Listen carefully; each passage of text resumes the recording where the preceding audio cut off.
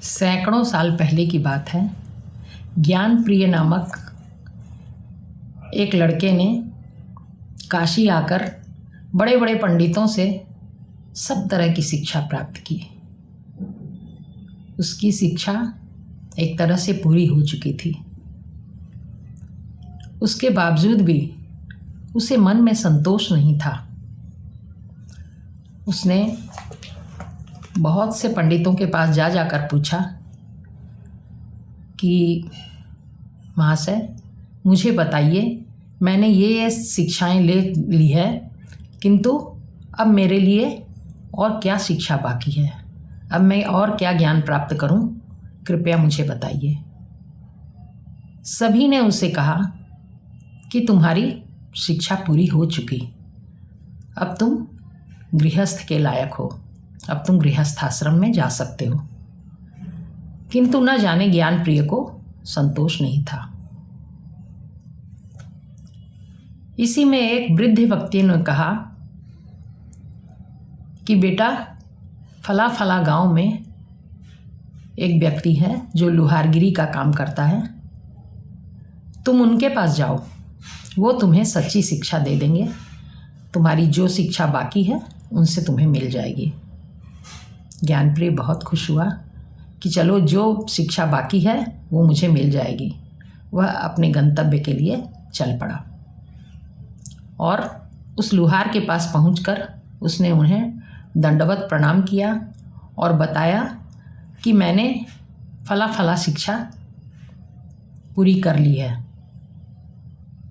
अब मेरे लिए जो शिक्षा बाकी है वो कृपया आप मुझे दीजिए।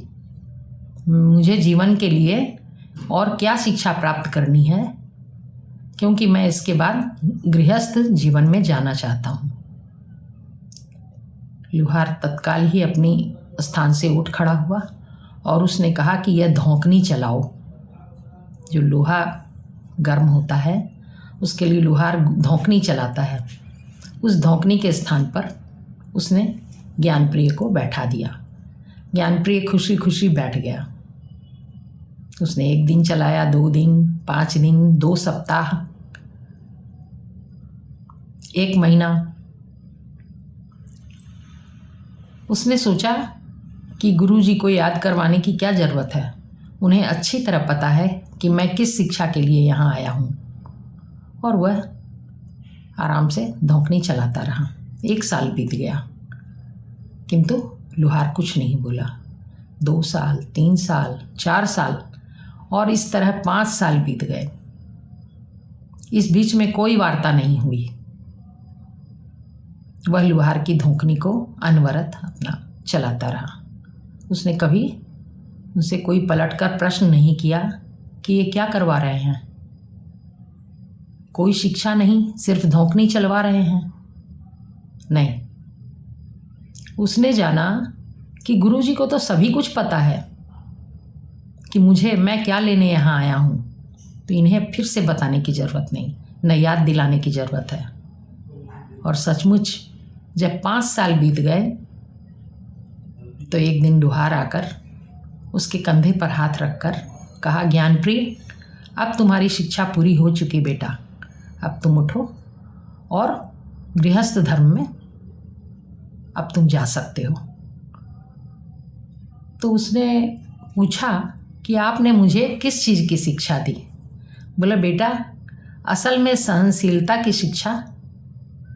तुमने इतने समय में मुझे कभी नहीं पूछा कि ये क्या करवा रहे हैं आप।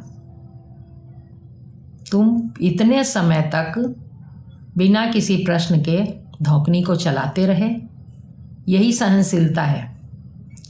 और गृहस्थ धर्म में जाने के पहले इस शिक्षा का पाठ अत्यंत जरूरी है। अब तुम पूरी तरह सफल होगे अपने जीवन में। इस तरह कहकर लुहार ने ज्ञानप्रिय को भेज दिया और ज्ञानप्रिय अपने जीवन में आगे बहुत सफल हुआ, क्योंकि उसने असली शिक्षा ग्रहण कर ली थी।